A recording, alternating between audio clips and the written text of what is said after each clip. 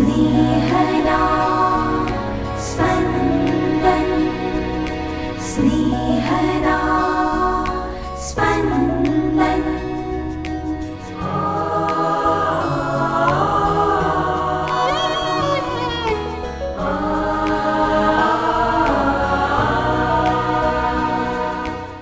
પ્રભુ પ્રકાશ પર્વ પછીનો મંગળવાર. પોતાના બાળકો ભૂખ્યા રહે એ કોઈ મા બાપને ગમે? ઈશ્વર પિતા વિશે પણ આ વાત સાચી છે.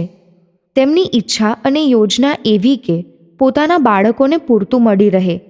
આજના શુભ સંદેશમાં ઈસુ એક અદ્ભુત ચમત્કાર કરીને હજારો માણસોની ભૂખ મટાડે છે. સાંભળીએ સંત માર્કનો શુભ સંદેશ, અધ્યાય 6, કડી 34-44. કિનારે ઉતરતા જ ઈસુએ મોટી મેદની જોઈ. લોકોને ભરવાડ વગરના ઘેટા જેવા જોઈને તેમનું હૈયું દયાથી ભરાઈ આવ્યું અને તેઓ તેમને ઘણો ઘણો ઉપદેશ આપવા લાગ્યા. દિવસ પૂરો થવા આવ્યો એટલે શિષ્યોએ ઈસુ પાસે આવીને કહ્યું, આ તો ઉજ્જડ જગ્યા છે અને દિવસ પૂરો થવા આવ્યો છે, એટલે આપ લોકોને વિદાય કરી દો, જેથી તેઓ આસપાસના ગામડામાં અને મુવાડામાં જઈને કંઈક ખાવાનું ખરીદી શકે. પણ ઈસુએ સામેથી કહ્યું, તમે જ એ લોકોને કંઈ ખાવાનું આપો. ત્યારે શિષ્યોએ કહ્યું, એટલે શું, અમે જઈને 200 રૂપામહોરના રોટલા લઈ આવીએ અને એ લોકોને ખવડાવીએ? ઈસુએ કહ્યું, તમારી પાસે કેટલા રોટલા છે? જાઓ, જોઈ આવો. તેઓએ તપાસ કરીને કહ્યું, 5 અને 2 મચ્છી. ઈસુએ તેમને લોકોને જુદી જુદી પંગતમાં લીલા ઘાસ પર બેસાડવાનું કહ્યું અને તે લોકો 50-50 અને 100-100ના વ્યવસ્થિત જૂથોમાં ગોઠવાઈ ગયા. ત્યાર પછી રોટલા અને 2 મચ્છી લઈને આકાશ તરફ જોઈને ઈસુએ ઈશ્વરની સ્તુતિ કરી. પછી રોટલાના ટુકડા કરી તેમણે વહેંચવા માટે શિષ્યોને આપ્યા અને 2 મચ્છી પણ તેમણે સૌને વહેંચાવી દીધી. બધાએ ધરાઈને ખાધું અને વધેલા ટુકડા અને મચ્છી ભેગા કર્યા તો 12 ટોપલા ભરાયા. રોટલા ખાનારામાં 5000 તો પુરુષો હતા.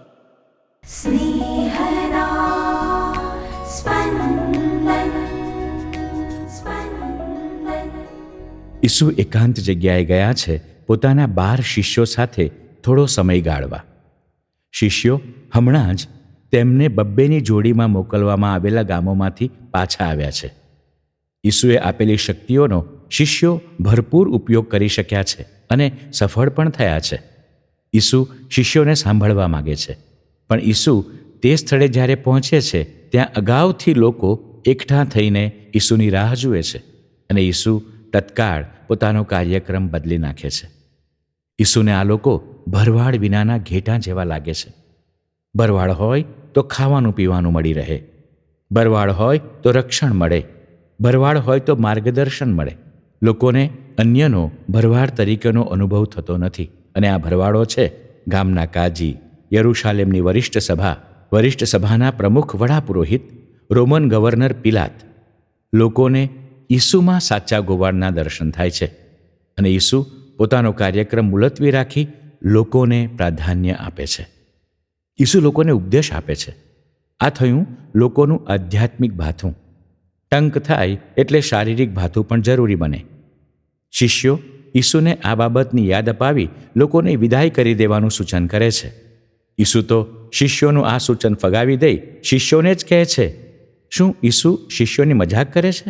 ના ના, આ જ શિષ્યોને ઈસુએ લોક કલ્યાણ માટે ચમત્કારો કરવાની શક્તિ આપી છે અને અત્યારે લોક કલ્યાણની જરૂર છે. શિષ્યો તો અવળું જ સમજે છે.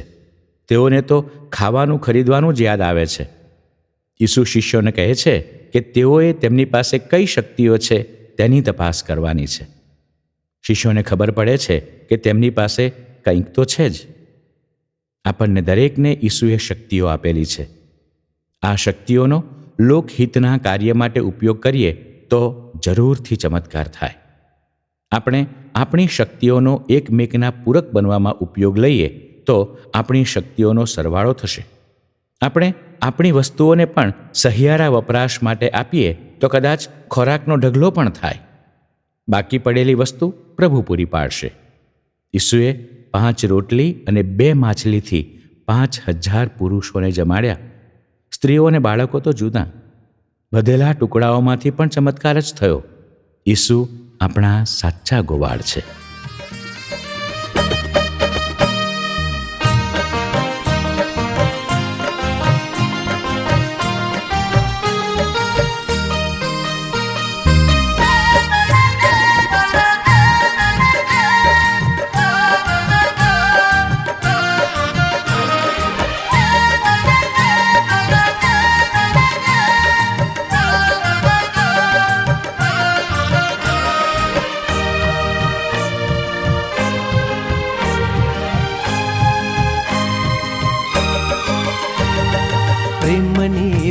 પ્રેમની રે પ્રભુ ઈસુ તો જ્યોતિ છે પ્રેમની રે પ્રેમની રે પ્રભુ ઈસુ તો જ્યોતિ છે પ્રેમની રે આવ્યા જીવતરનો માર્ગ દેખાડવા આવ્યા જીવતરનો માર્ગ દેખાડવા આખી માનવ જાત એમની રે પ્રેમની રે પ્રભુ ઈસુ તો જ્યોતિ છે પ્રેમની રે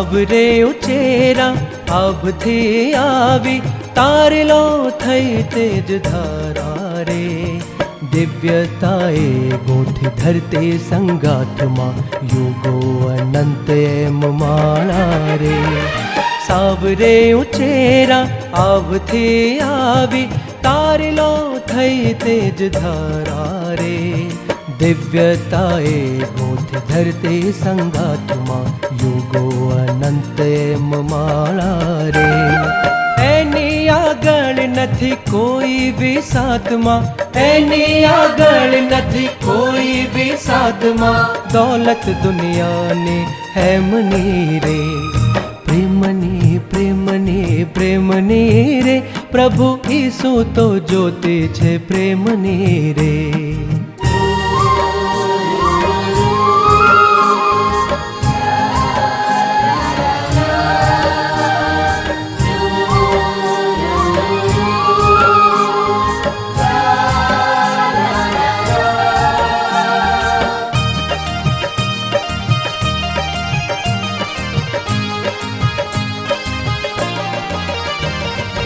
આવો પરસ્પર હૈયા ભેળવીએ નાતાલ માણીએ ઉમંગે રે મનમાં થાય ને અંતર ગાય રે જુસ્સો છળતો અંગે રે આવો પરસ્પર હૈયા ભેળવીએ નાતાલ માણીએ ઉમંગે રે મનમાં થાય ને અંતર ગાય રે જુસ્સો છળતો અંગે રે માનવ સેવામાં રહી છે છુપાઈ માનવ સેવામાં રહી છે છુપાઈ સાચી સેવા તો એમની રે પ્રેમની રે પ્રભુ ઈસુ તો જ્યોતિ છે પ્રેમની રે પ્રેમની રે પ્રભુ ઈસુ તો જ્યોતિ છે પ્રેમની રે આવ્યા જીવતરનો માર્ગ દેખાડવા આવ્યા જીવતરનો માર્ગ દેખાડવા આખી માનવ જાત એમની રે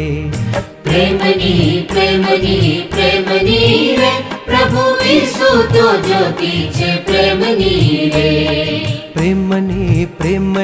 પ્રેમની રે પ્રભુ ઈસુ તો જ્યોતિ છે પ્રેમની રે